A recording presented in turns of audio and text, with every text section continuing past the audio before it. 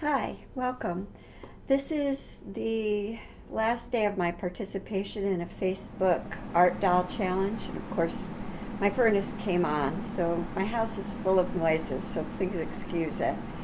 And these are my last three dolls that I'm going to show in conjunction with the challenge. Doesn't mean it's the last that they are the last dolls that I'll show, but for now it's the end of the challenge. And again, these dolls mean a lot to me. They've seen me through some pretty rough times. It's a great therapy. So let me start. I think I'm going to start with the witch in the middle. She's pretty big, and she's carrying her bird broomstick because, after all, how would a broomstick fly if it wasn't enchanted from a bird? So anyway, and I can't really see when I get in front of the camera what you can see, so I'm just hoping that it all stays in frame. I'll start with the broomstick. We pull the witch forward. As you can see, again, the fingers are wire and articulated so that she can actually hold on to her broomstick. She has beautiful green nail polish. So anyway, here is the head of the bird. If you can see its beak and the top of its head, and it even has eyes. And then this is actually a stick out of my yard, and I just thought it was beautiful because it even has like a dip that looks like a saddle seat. And then there is some beading. That's an acrylic leaf bead, and then there's some glass beads, and there's wire wrapping. And this is actually weed tufts that I picked up out in my horse field. And then there's all kinds of beautiful feathers that kind of go along with the color of my witch's outfit.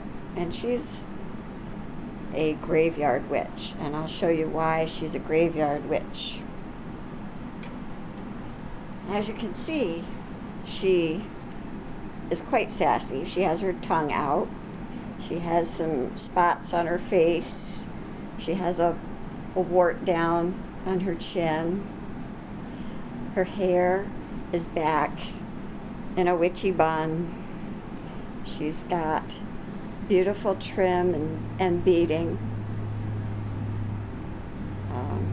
This is her Halloween fabric. I have it tacked at the bottom, but it's lined with a houndstooth fabric, kind of, you know, the dogs of hellhounds. She's got beautiful lace sleeves. She's painted a beautiful purple. I love her skin color. I think that skin tone came out just right for a witch, especially a graveyard witch. And you can see that the beaded fringe carries around to the front, and the lining with the houndstooth is up as her blouse. And then she has beautiful striped sleeves. Now, this is the pièce de résistance. She has tulle underskirting, but under there, I actually have painted her doll stump. So you'll see that I've signed it. And you can see I made her in 2008. Here's her graveyard scene, which is a ghostly tree. There's pumpkin. It says, "Rest in peace." It says, "Here lies Fred, he is dead." And there's a ghost and bats. And I have to say, I really enjoyed making this doll. And she's considered a stump doll. She's all cloth.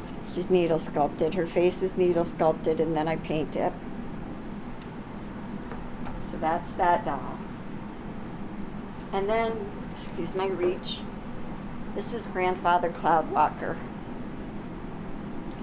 He's a Natchez Pierce Indian. I looked them up online, and I actually found a photo of a Native American who looks pretty much like this face, and I actually found it after I sculpted it, so it's a little bit, you know, supernatural.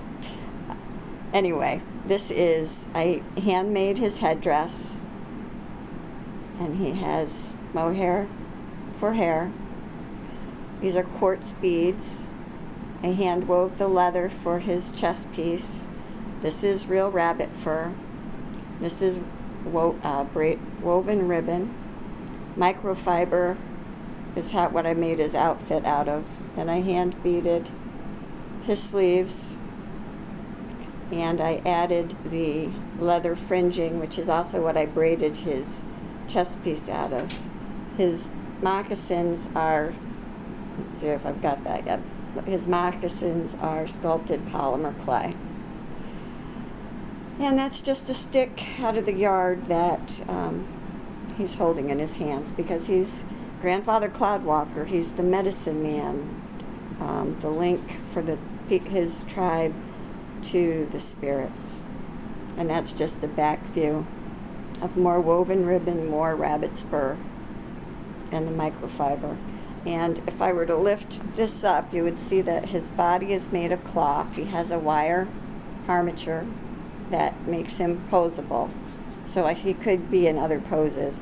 And I actually made him loincloth breeches. I looked that up online and tried to keep it in the same style as it would have been. So that is polymer clay sculpt with a cloth body and wire armature, Grandfather Cloudwalker. And last but not least, I have my Hansel and Gretel Candy Witch. Now, she's kind of special. I really worked hard on her arthritic, knobby, long hands, holding on to her witch's staff. She has a bag full of candy to entice the children, and lollipops and things. And she has a candies on her belt and beads. She has a black outfit with lace cuffs. I mean, look at those hands and those nails.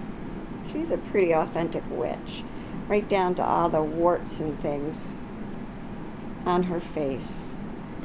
And I love her hat. I think her hat came out very well. Now, she also has pumpkins. Let's see if I can show them to you. Pumpkins on the stand with her, and the base is made of wood, and it shows you that I made this in 2009, and it has pumpkin heads for her feet. She does have a black cat wearing a witch's hat on this side. Let's see, oh, all right, so this is her, it's a hooded cape, so she could actually pull her hood up or leave it down. And if you look, there's a little silver button here. Actually, it's acrylic, but it's a little witch on a broom. And if you unhook that button, it can take her cape off. And that's what she looks like without her cape. Turn her around. She also has mohair hair. Her dress is trimmed out with glittery pumpkin trim. The bottom of her dress has purple braiding and lace. Let me put her down, and I will show you her cape. This is what I was using as the outside of her cape. I'm going to take this tag off for a minute. And it is all crazy patch. And then on the inside, it's purple, and you can see that I did the crazy patch in like a spiraling circular motion to give depth and interest to the plainer reverse side of this cape. Although I do kind of like this purple velvety material all by itself.